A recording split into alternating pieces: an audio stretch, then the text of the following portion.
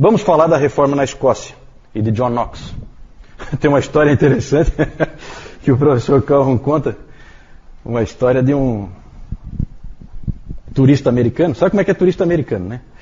Ele não sabe nada. Então ele vai lá no outro país, ele não conhece, não sabe nada sobre aquele país.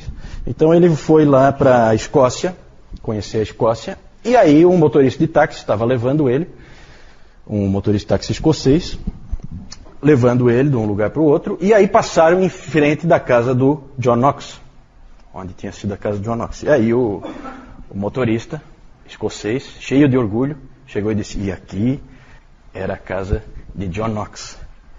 O americano ficou assim um pouco confuso e tal, e aí resolveu perguntar, não, mas quem foi John Knox? Quem é John Knox?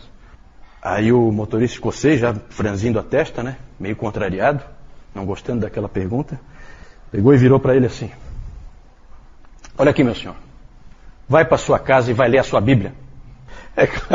É claro que John Knox não está na Bíblia, mas na Escócia ele é exaltado de uma maneira que, para aquele motorista, é quase como se estivesse, né?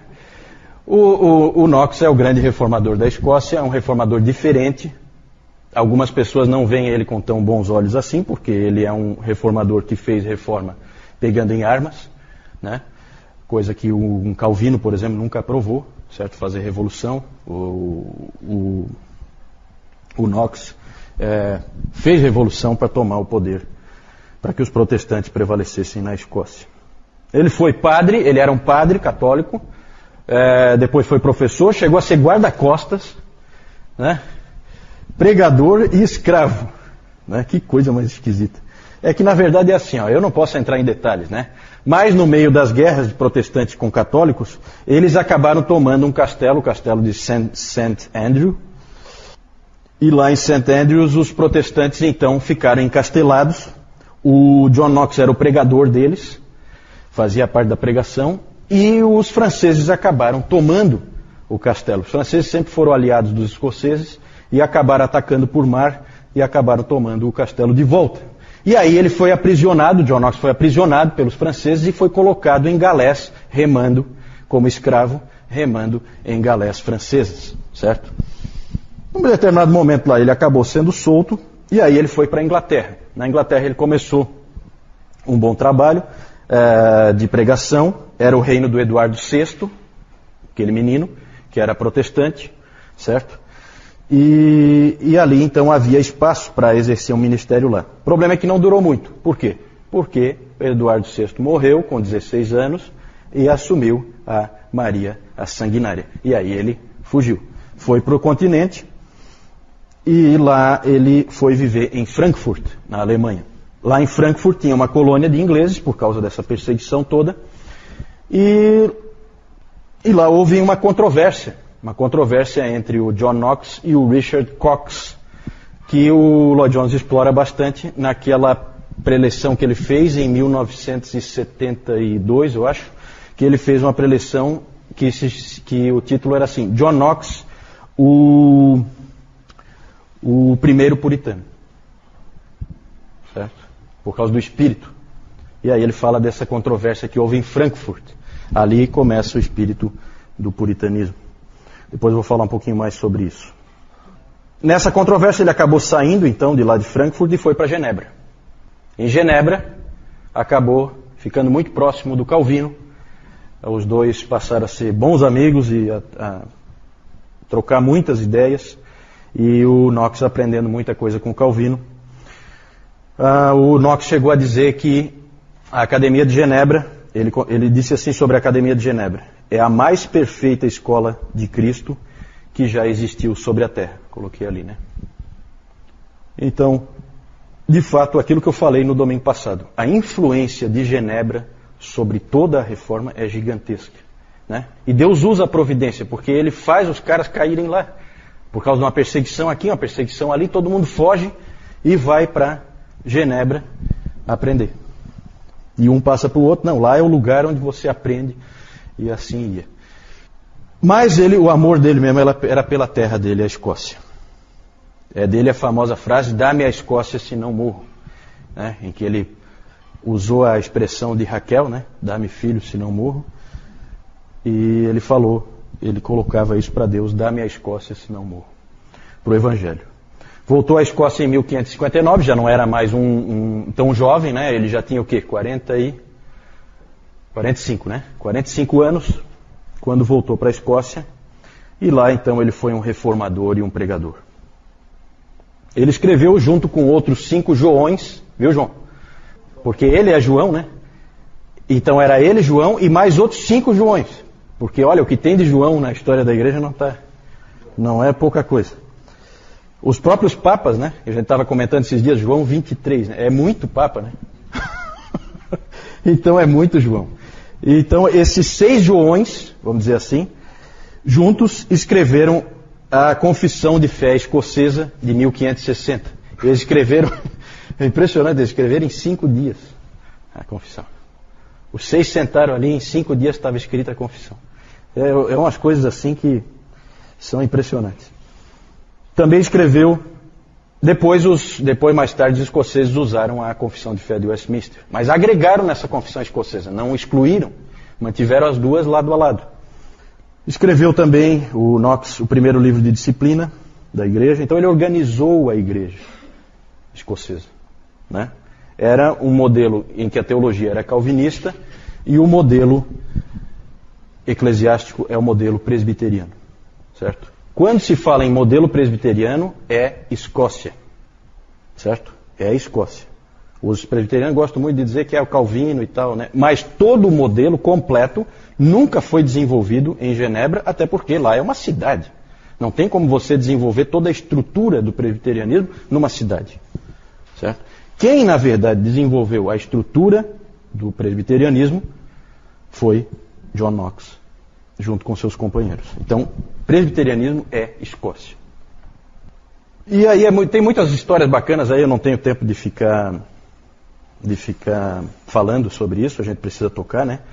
Mas é muito bacana o que John Knox e os reformadores fizeram com a Escócia. A Escócia era o país mais pobre da Europa e se tornou um celeiro de grandes gênios da humanidade, né, a partir da reforma. Porque o Knox tinha uma preocupação muito grande em fornecer educação para todos. Então, de cara, houve esse trabalho de educação. Eles cuidavam também dos pobres. O Knox sempre insistia que o alívio do sofrimento dos pobres e um sistema de educação universal eram responsabilidade da igreja. Isso ele tinha em mente. E então eles trabalharam nessa direção. E em algumas poucas gerações, então, esse país se tornou um dos grandes países do mundo. O Knox, ele foi um pregador, ele não escreveu muitos livros, escreveu alguns, mas não era um teólogo, certo? Também não é um indivíduo assim com muitas ideias originais.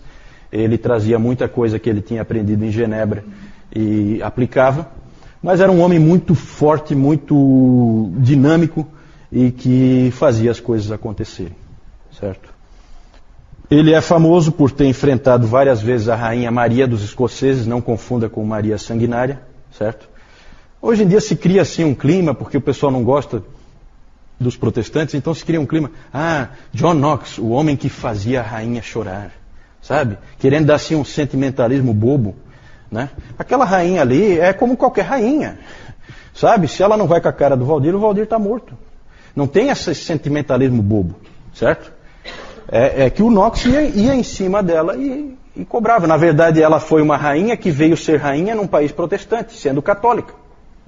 E para o John Knox, apesar dela ter uma missa só para ela lá no castelo, para o John Knox não podia haver uma missa no território escocês. Aquilo incomodava ele profundamente.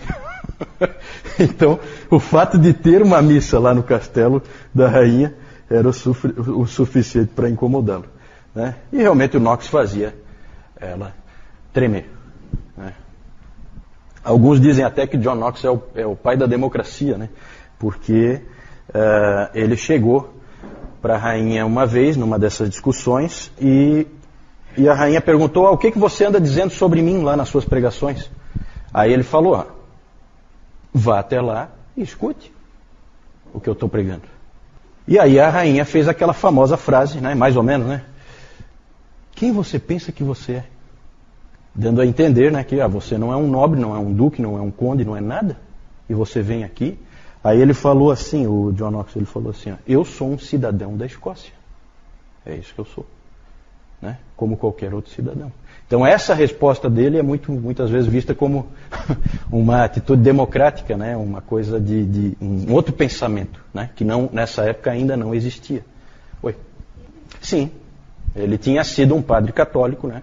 Mas ele foi convertido ao protestantismo, né? É típico da época da Reforma, né? Ó, dona Carlota. Essa é a Maria Stuart, exatamente. É. Depois vai unificar, né? Já está perto aí de unificar, certo? As duas dinastias e os Stuart vão dominar Escócia e Inglaterra, Reino Unido, certo? Reino Unido. Por isso que chama Reino Unido, chama até hoje, certo? Reino Unido. Já falei, né? O Dr. Lloyd Jones, em 1972, fez uma palestra na Conferência Westminster, está aqui nesse livro, né? Do Puritano, Suas Origens e Seus Sucessores, em que ele deu o título de John Knox, o fundador do puritanismo. Isso. Aí então o Muro da Reforma, já mostrei outra vez, o Muro da Reforma em Genebra. Esse Muro da Reforma foi construído com doações de calvinistas do mundo inteiro, certo? Ele foi construído em Genebra, é um grande monumento que tem lá. E bem no centro tem esses 4 homens aí, que eu já falei da outra vez. É o Farel, Calvino, o Beza, Theodore Beza, e ali o John Knox, certo? Então os 4 ficam no centro. Depois eu vou mostrar uma outra foto, porque ele é bem comprido esse muro. E aí eu vou mostrar que tem mais gente no muro. Mas esses 4 são os 4 centrais, tá? No Muro da Reforma. Então uma foto de John Knox, e ali ele pregando, né? Esse quadro aí é famoso porque dá a impressão de que ele vai sair voando em cima do público. Aí não dá para ver muito bem, né? Mas é porque ele era realmente um pregador fervente, certo?